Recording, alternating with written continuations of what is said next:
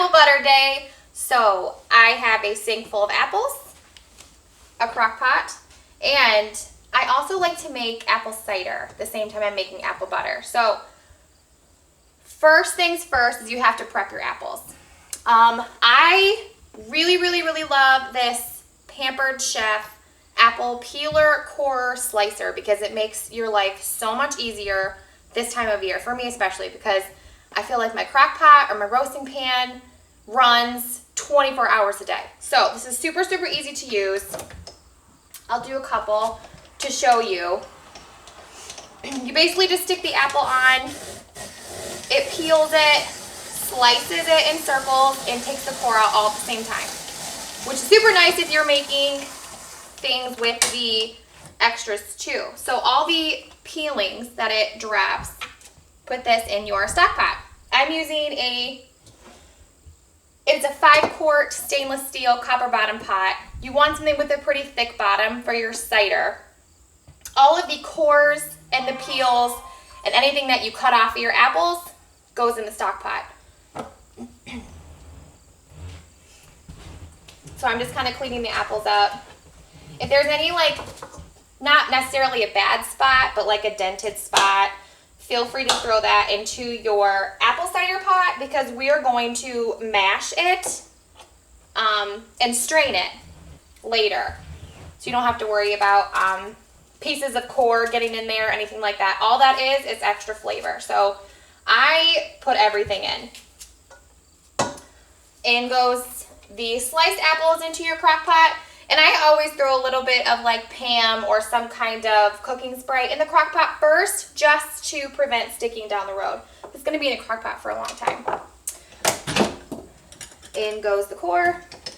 And I have about 100 apples to do just like that. So I will save you from that, and I'll be back in a second.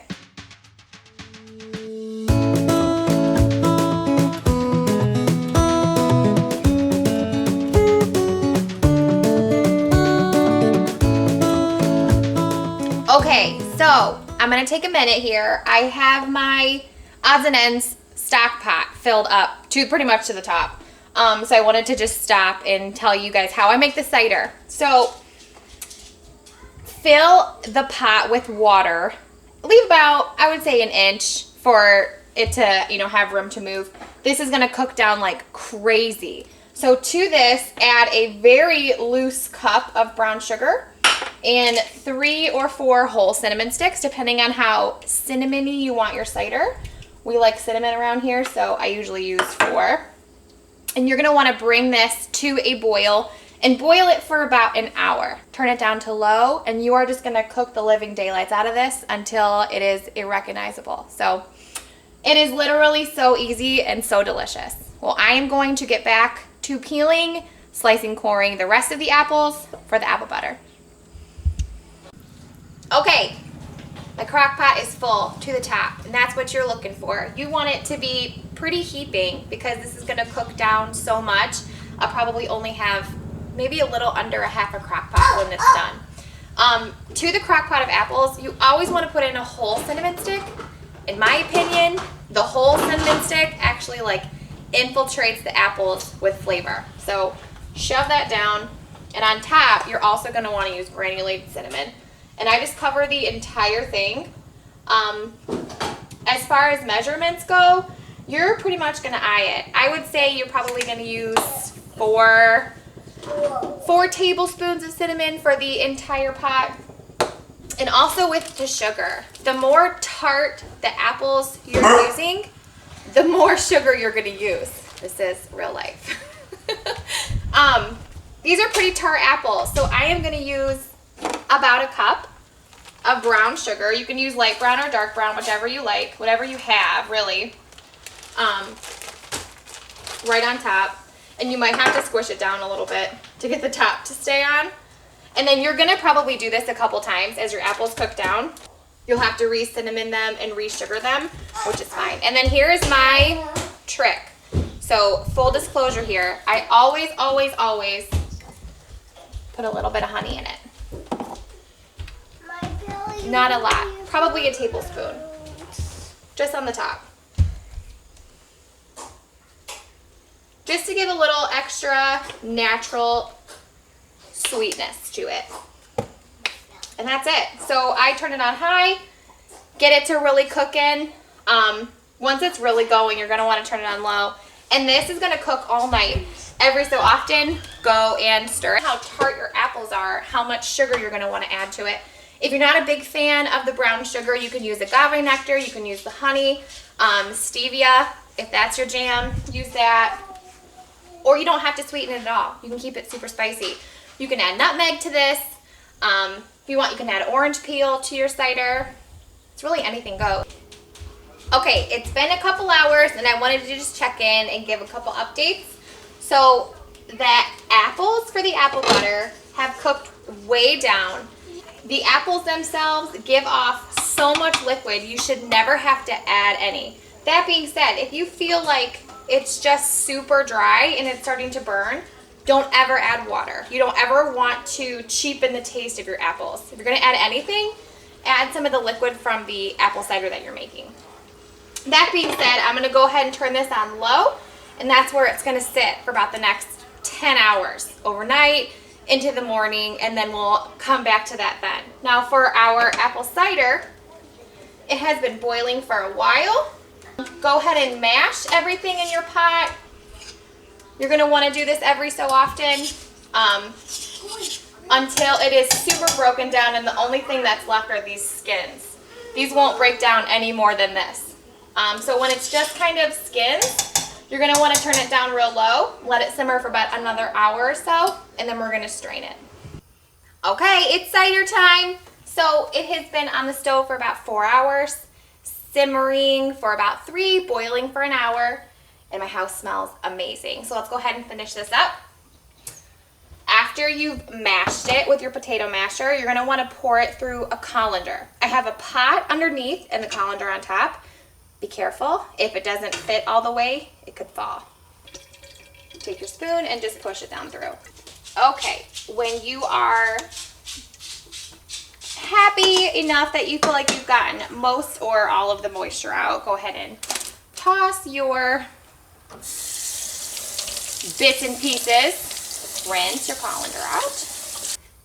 So, you're definitely going to want to strain it again with cheesecloth. If you don't have a cheesecloth, you can either use paper towels or a clean rag or a coffee filter. Works really, really well for this. And be careful, because it's hot. And this takes a little bit more time. I will do this and I'll be right back. Okay, so our coffee filter did its job, worked beautifully. Now you just have this dreamy homemade apple cider. So delicious. You can either drink it hot or cold, let it cool, put it in a pitcher. It will stay in the fridge for about a week. It never lasts that long around here. I like to drink it warm. You can serve it with a cinnamon stick or enjoy it as it is. Good morning. Happy apple butter day 2. My apples have been cooking all night in the crock pot. They are perfect. My house smells amazing, so we are going to finish this. You can do one of two things here. If your apples aren't totally cooked down, you can either let them cook a little longer until they're literally nothing, or I have an outdoor motor. My dad named this. It's a blender. It's a stick blender, technically is the name. And this is perfect for soups and sauces and apple butter. If you're wanting to hurry it along a little bit, definitely the way to go. Don't forget, before you start though, to fish out your cinnamon sticks. However many you put in, don't forget, because they will not blend. Give it a quick zoom.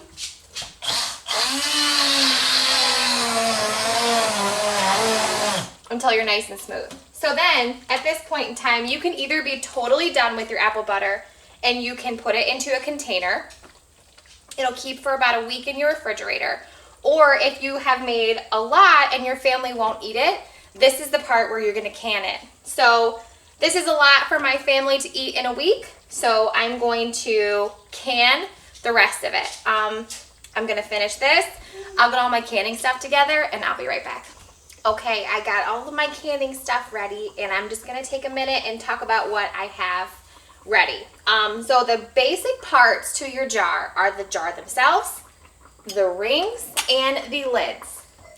You always want to use brand new lids, and you always want to boil the lids for about 5 minutes before you use them. You're disinfecting, sanitizing the lids, any of that nasty stuff that could be on it. You're also wanting to soften those seals. You're going to be using hot apple butter. There is cold pack canning. I'll get to that in the other canning videos I'll do. Canning in general is its own separate beast. So we are just going to dabble on it today. I have my funnel. It's collapsible, space saving. It's amazing. Also, the funnel lets you know how much headroom you have. So whenever you're canning something, you always want to make sure that you have at least a ½ inch of clear room from the items in your can to the top of the jar. So there's lots of room to expand. So let's get to it. I usually just use a ladle. Makes it easier. I should move this closer so I don't make a mess. You don't have to be crazy, crazy neat because if your funnel is catching all the drips. And like I said, you want to make sure you have at least ½ inch of headroom. There we go. I'm going to move my funnel over. And I still have a nice clean jar. So I have this awesome little magnet tool that I can reach into the pan of boiling water and reach out a clean, sanitized lid. Put it right on top. And then you can take your, whoops, get a new lid. And then you can take your ring and screw it on. Now these are going to go into a pot that I have ready right here. I always put a washcloth down first so the jars don't rattle against the bottom of the pot. It doesn't matter what size pot you're using, just make sure that you're going to have at least 1 inch of room above the top of the jar so that the water can boil. I'm going to fill this up. I've got 3 more jars here to do. I'll fill it up and I'll be back in a minute. Okay, so all of my jars are in the pot. You want to bring it up to a boil and get it really good and boiling. And you want it to be a rolling boil for 10 minutes. That's the magic number that kills all the bad stuff. Take them out of the pot. Let them cool in the pot. Take them out of the pot. I have this cool little jar lifter. I just got it at Rural King, I think. Set it on a paper towel on your counter and listen for the pops. You want to make sure about an hour after they've come out of the boiling water that all of the lids have sealed down. If not, throw them back in the pot of boiling water. Boil them again for 10 minutes. If that doesn't work again, you're going to have to try a different lid. But I've never had that happen, so I will let these guys do their thing and I'll check back in. Okay, my jars are out of the pot. Please, again, be careful as you're lifting them out because it is boiling water and boiling water hurts a lot. Set them on a nice clean towel on your counter and start listening for pops. They might pop immediately. It might take a little while. Like I said before, if it was an hour or so later and your lids still haven't popped, go ahead and put them back in the pot, bring it up to boil for 10 minutes again. If that again doesn't work, you will have to get a new lid. But I've never had that happen. As long as your lids are new, you'll be fine. They will keep in your pantry for a year. It never lasts that long around here, but I have heard you can keep it in your pantry for a year.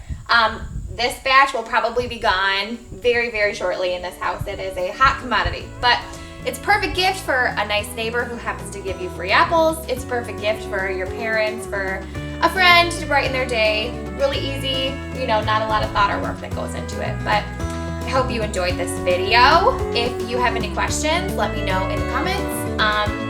Let me know what you think, and I hope you guys have